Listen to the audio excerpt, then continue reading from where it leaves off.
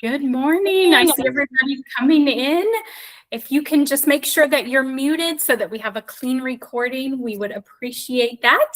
My name is Melissa Roswell, and Ali Everhard is also on.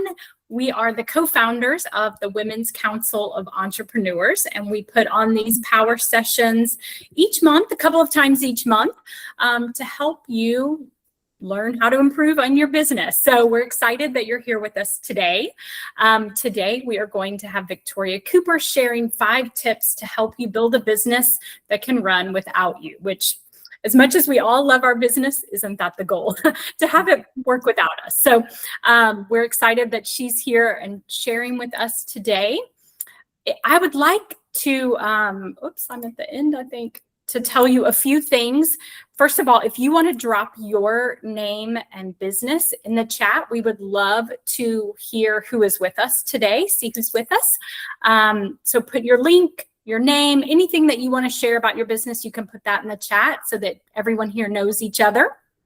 And then I want to tell you a little bit about the Women's Council of Entrepreneurs while we're waiting for everybody to get on.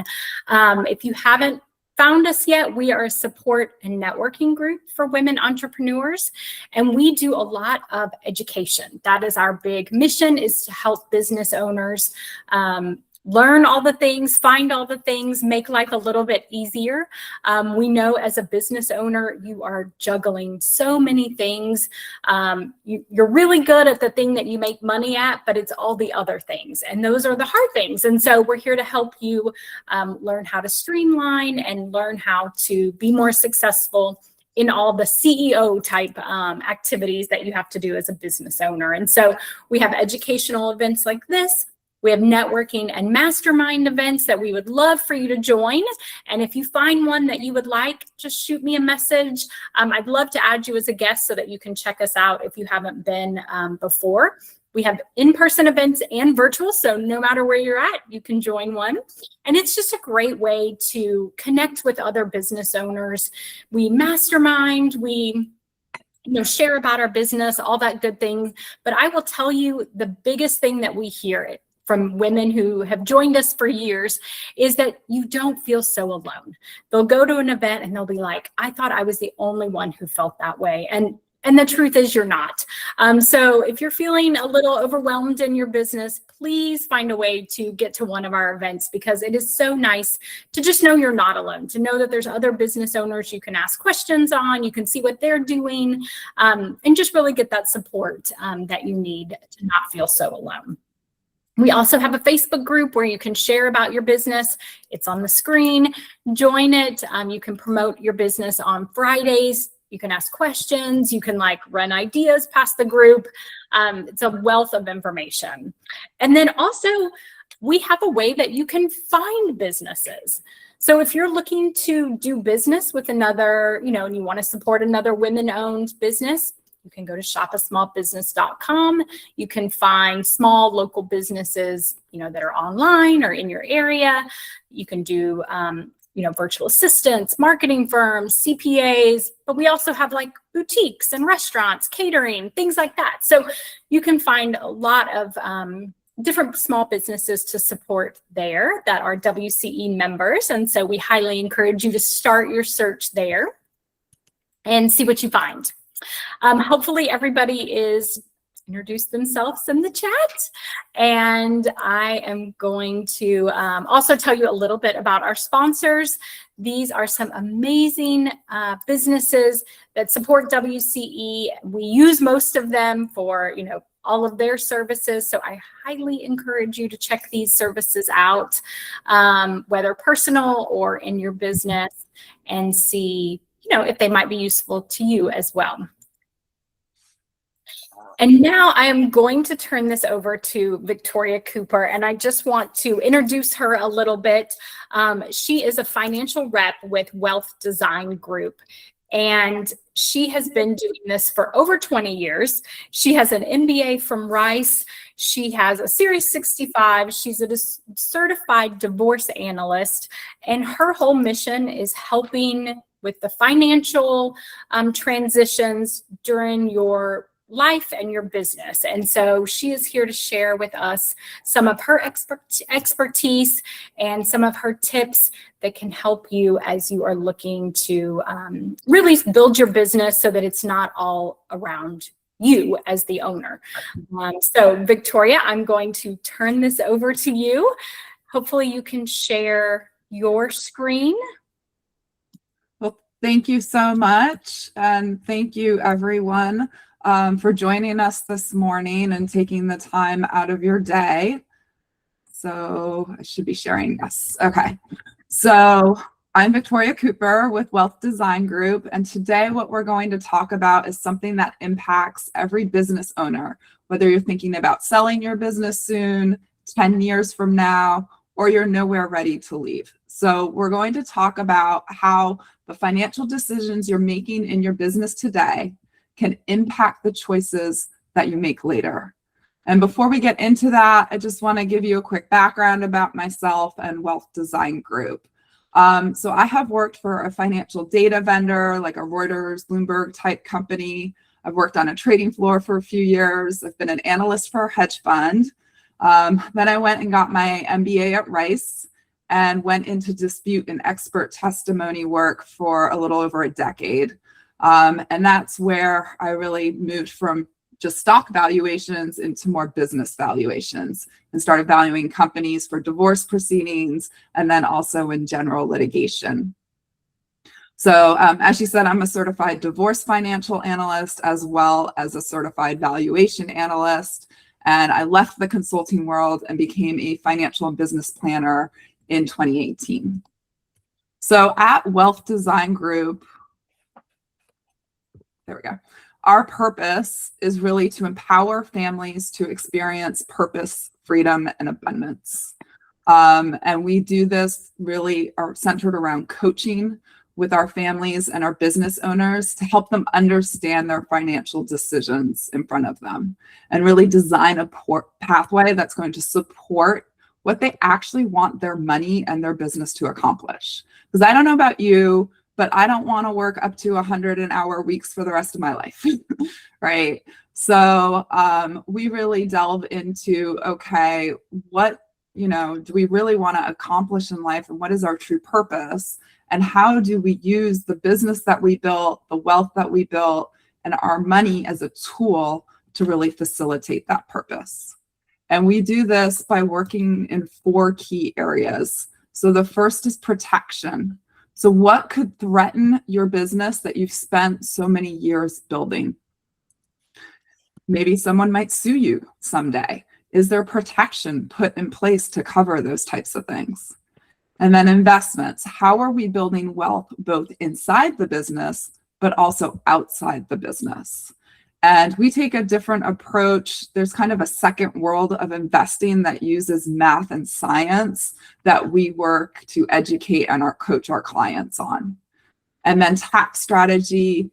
How do taxes affect the wealth you're accumulating and eventually the proceeds of your business? And then exit planning. So how do you eventually help yourself realize the value of what you've worked so hard to create? So I'm not going to be able to teach you everything about exit planning today because we would be here forever. And I only have a certain amount of time, but instead I just want to leave you with 5 tips that every business owner should be thinking about financially, whether you're 2 years from exit, 10 years from exit, or don't even have a plan to leave your business anytime soon. So one of the ideas I really want you to think about today is that business planning is exit planning, and exit planning is business planning. So exit planning shouldn't suddenly begin when you say, okay, I think I'm ready to sell now. The things that can make your business attractive and valuable at exit are often the same types of things that make a stronger and more valuable business today. So even if you're nowhere near exit, these conversations will still matter. So the interesting thing about exit planning, there's one thing we absolutely know for certainty. At some point, every business owner will leave their business, right? So unfortunately, many business owners have not really planned for what does that look like. And this is a big financial decision, and unlike other financial decisions, there's no dress rehearsal for this. So many owners, this will be one of the largest financial transactions of their lives, and it can involve family dynamics, employees, taxes, retirement, legacy, and just years of emotional attachment to something that you've worked so hard to build. So it's understandable that it can be stressful, produce anxiety, and a lot of uncertainty.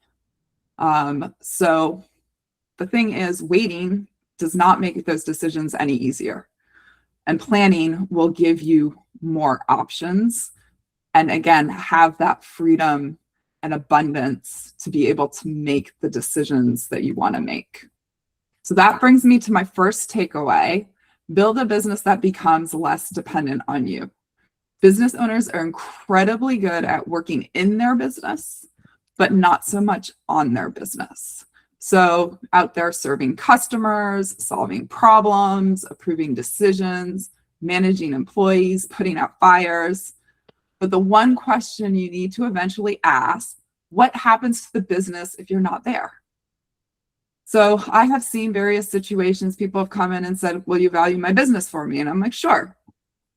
And on paper, it looks great. It's producing tremendous amount of income for them personally. On the surface, it looks like a very successful business. But when you start to get into the details, into the weeds, and think about what would another person actually be willing to pay and buy from you, right? They discover that a lot of the value is tied directly to the owner. The relationships belong with the owner. The decisions go through the owner. The intellectual knowledge lives within the owner. And customers may even be there only because of the owner. So in that situation, the business owner hasn't necessarily created a transferable asset. And the owner is the business. And when it comes to a business valuation, this is a very large distinction. And I've had to tell people, and they come in and they think their business is worth $1 million or $2 million. And I go, well, what would happen if you left the business? There would be no business. So that is something that we really work hard to look at and say, okay, what is the true value of the business? So I want you to start thinking about, if you stepped away for 30 days, 60 days, 90 days, what would happen? So the more the business can operate without you and be completely independent of you, the more flexibility you're going to create for yourself. So that's why I like to think about this in 3 different stages: protect, grow, and then exit. So first, you're going to protect what you built, right? So like I said, for many business owners, it's their largest asset. This could also be the largest source of cash flow. So we really want to work to protect that. Then grow it, right? So you may not have any intention of exiting right now, but you still want to build a stronger and more valuable business today. And people are a major part of that value. So the team that you build, but then also the systems, your processes, your customer relationships. Those are all things that you can create and develop that will be solely independent of you. And then finally, the exit. So all roads lead to a business exit, right? So we notice here that exit is not the last step. Before we even start talking about selling, we have to protect it, and then we have to build it, and we have to grow the value in it. And then ultimately understand, what do you need the business to do for you? And an exit plan does not necessarily mean you're selling to an outside company, okay? That can be the path, but there are several different paths that it could take. So one, you might sell to an insider. Maybe it's a family member or a partner, a manager. There could be a key employee. That would be a good person to take over the business. Some people do sell to outside buyers, or you may choose to own your business through the rest of your life and ultimately transfer it through your estate. There's no right answer to this.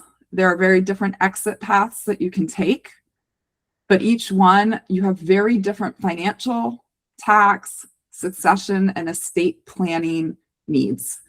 And you need to look at and evaluate those choices so you have a better understanding of something that's just pretty fundamental. What is the business actually worth? So that brings me to tip number 2, know your numbers and know your value. One of the questions on the slide is, why do so few business owners know the value of their business? And what I want you to take away from this is that evaluation is not just something you do when you're ready to sell. Okay, so I have worked with business owners through various stages of their businesses where we've done various valuations. And it's not because they were ready to sell, it's because they wanted to understand where they stood so they could make better planning decisions. And not just planning decisions within their business, but also personal financial planning decisions. So think about it this way. When you have an investment account, you can log in anytime, go online, see what the value of your accounts are. It's very transparent. Your home, you can get an estimate here or there. You know, the tax assessor may be a little overvalued, but you can get some sort of estimate of what you own in your home at any point in time. But for business owners, and again, remember, the business is probably your largest asset, they don't have the same visibility into this value. And that's why it's so important to go get a business valuation, because knowing your value is that starting point. And once you have that starting point, then you can start to begin to make decisions about where you want to go. It's going to provide more freedom of choice for you. So while yes, a business valuation is needed for selling, it is also a planning tool. So there are a lot of different reasons to value your business. Here's a few that I've listed. But, you know, a lot of people ask, so why aren't business owners valuing their businesses? So it's usually a combination of 3 things. 1, it sounds expensive. 2, it sounds time consuming. And 3, it sounds complicated. But remember, this is potentially your largest asset. So isn't it worth it to understand what is the value of it? What is the worth? And how it's important, not just to your business picture, but to your overall financial picture. So that leads me to my next question. Is what you have enough to produce what you want? So this is where business planning starts to become personal financial planning. Because ultimately, you're trying to answer some very personal questions. What lifestyle do you want to have after the business? What assets do you want to have? Do you have already outside the business? And then how much do you need your business to provide, right? You're working in this business, you're creating cash flow, you're using that income to fuel your lifestyle. So when you exit your business, you have to replace that cash flow. That's what financial independence is, being able to replace your income. So can the sale of the business do that for you, or do other assets also need to help with that? So you may want a certain amount of retirement income, and it can come from several different places. So it can come from your personal investments, your retirement accounts, other income producing assets, and then potentially the net proceeds of your business. You see how I stressed the word net, okay? So say your business is worth $5 million. Well, that doesn't necessarily mean $5 million is going to end up in your pocket and fund your lifestyle.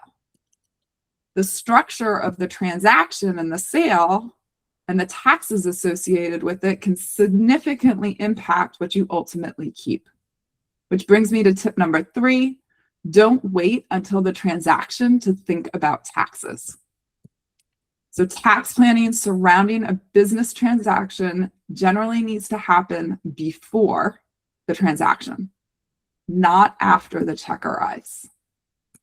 And it can be structured all kinds of different ways. I've seen everything from, you know, hey, let's do a buyout plan, and this is going to be a 10-year buyout plan. Or, hey, I want to take it all at once in a lump sum and take the tax hit all at once. And that's where a good financial planner and business planner comes into play, because we can look at those various scenarios and see, okay, yeah, this is the impact if we take it all at once. This is the impact if we spread it over time.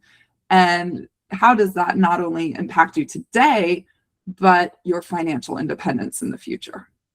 So you want to understand the potential impact ahead of time, so you're planning around what may actually be available to support your financial future. So once we understand what we have and what we don't have, what is the gap, right?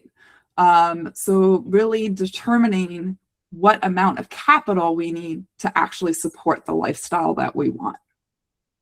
So now I want you to ask yourself, what do you already have outside of your business? How much of the remaining needs to come from the business? So that leads me to tip 4, don't make your business your entire retirement plan. We talk a lot about diversification in our industry, but everyone thinks about diversification related to their investments in their stock portfolio.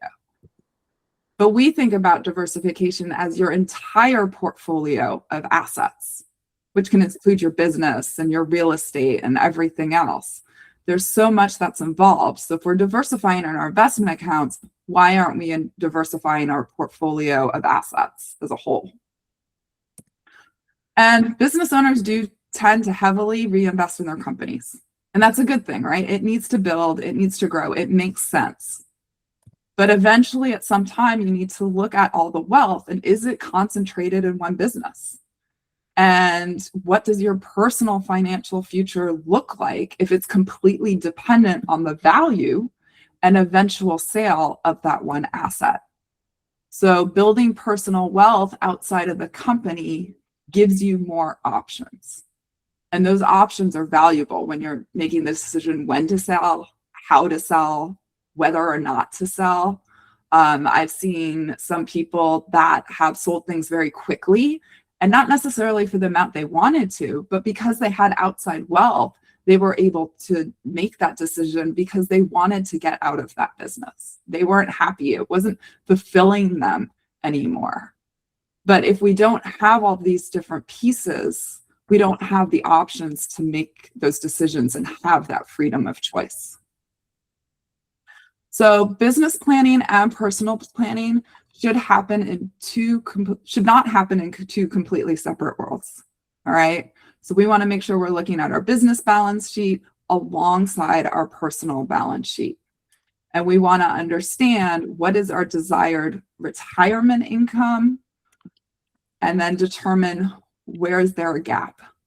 And then you can begin implementing strategies designed to close that gap. So this brings me to the 5th and final takeaway. Know what you're exiting to, not just what you're exiting from. So business owners spend years thinking about their companies. How do I grow it? How do I solve this problem? How do I take care of my employees? How do I serve my customers? What do you actually want your business to do for you and your family is the question you should be asking yourself. The goal isn't simply to sell the business. The goal is to take the value that you've spent years building and creating and use it to support the financial independence and the life that you want afterwards. So if you remember nothing else from today, remember these 5 things. 1, build a business that isn't completely dependent on you. 2, know your numbers and know your business's value. 3, plan for taxes before you exit. And 4, know your personal financial gap. And 5, know what you're exiting to, not what you're exiting from. And those 5 questions alone can create a very different conversation about the future of your business. I talked about options, freedom of choice, and these are the things that become really important, especially as people get into those older years and into more of that financial independence. So with that, I'd love to open it up for questions. And before I do, I know some questions about business, financial situations, exit planning, all that can be very personal. and you may not want to ask something in a group setting. So I completely understand that. I have my contact information here, as well as the QR code if you'd like to schedule a conversation with me. And in that conversation, there is no expectation to have everything figured out before we talk. In fact, figuring out where we stand is just kind of the beginning of the process. So thank you for spending some time with me today. What questions can I answer for you?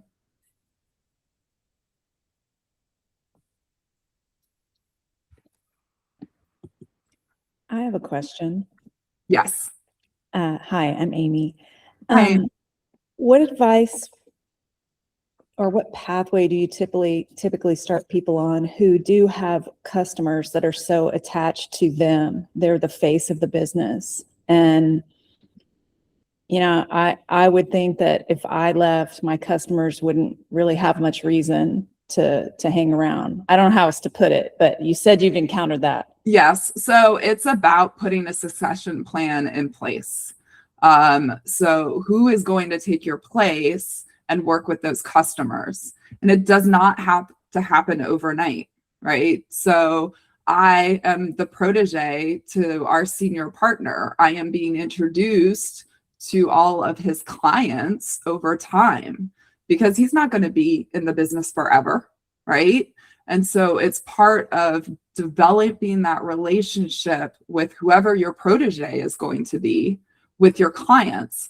So they trust not only you as you continue to work with them, but they start to trust whoever you're bringing in to succeed you. And so that's one way to look at it. And it's better to kind of develop those relationships over time, so that the clients can build trust. And again, it's different for different industries because some industries, right, need more trust than others. Thank you. You're welcome.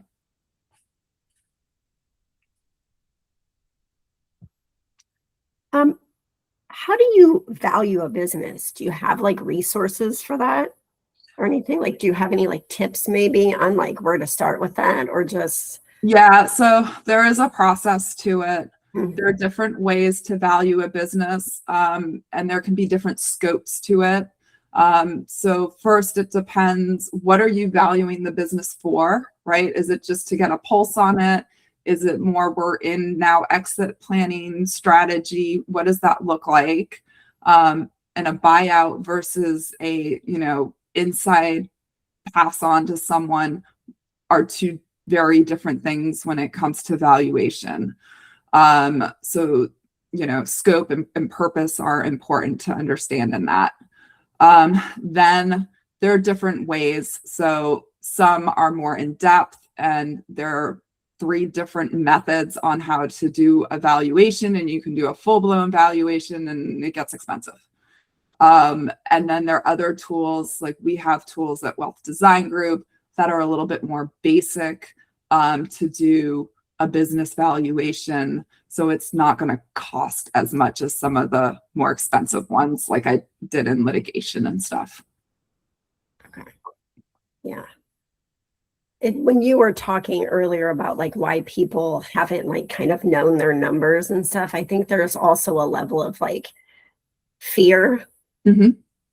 like because they don't know if they did it right, and embarrassment maybe too because they haven't done it right. So Yeah, and we're a judgment-free zone. I was gonna say, like, Yeah, the yeah, best thing you can because do is just know that somebody like you has seen it all, and there's no judgment, because how is an everyday person supposed to know how to do this stuff? We're never really taught it, exactly. We're not taught it, and we're also not taught to do it. I mean, everything I just went through, most people don't know.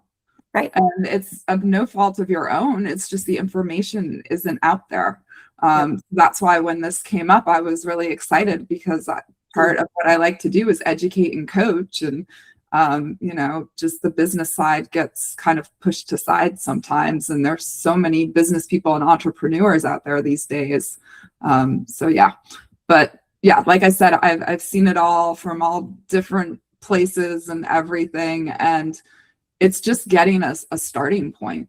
And and everything. And I've also seen it in divorce cases where there are businesses involved and they've never been valued before. And they need to be for a division standpoint. Yeah.